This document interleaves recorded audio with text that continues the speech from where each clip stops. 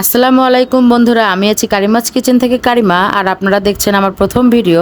তো চলুন বেশি দেরি না করে শুরু করা যাক আমার ভিডিওটি। প্রথমে দিয়ে দিচ্ছি প্রেসার কুকারে গরুর গোশত, এরপর পরিমাণ মতো পেঁয়াজ দিয়ে দেব। এগুলো দেওয়া শেষে আমি এখন দিয়ে দিচ্ছি ধনিয়ার গুঁড়া, জিরার গুঁড়া, এরপর দিব স্বাদ মতো লবণ। এখন দিয়ে দিচ্ছি হলুদ গুঁড়া, এখন দিয়ে দিচ্ছি তেল, পরিমাণ মতো তেল।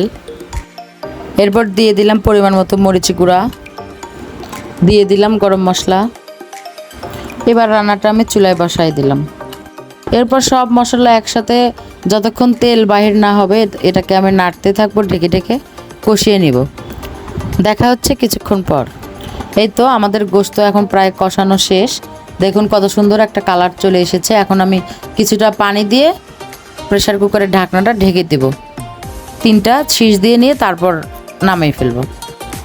এখানে আমি গরম পানি অ্যাড করে দিচ্ছি।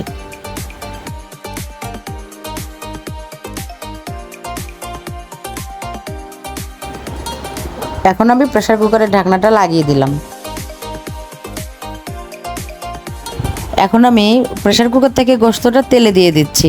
তেলে দিয়ে কিছুক্ষণ কষিয়ে নিয়ে এর সঙ্গে আলু অ্যাড করে দিয়েছি। তারপরে কিছুক্ষণ কষিয়ে নিলে হয়ে যাবে আমার আজকের মজাদার গরুর গোশত।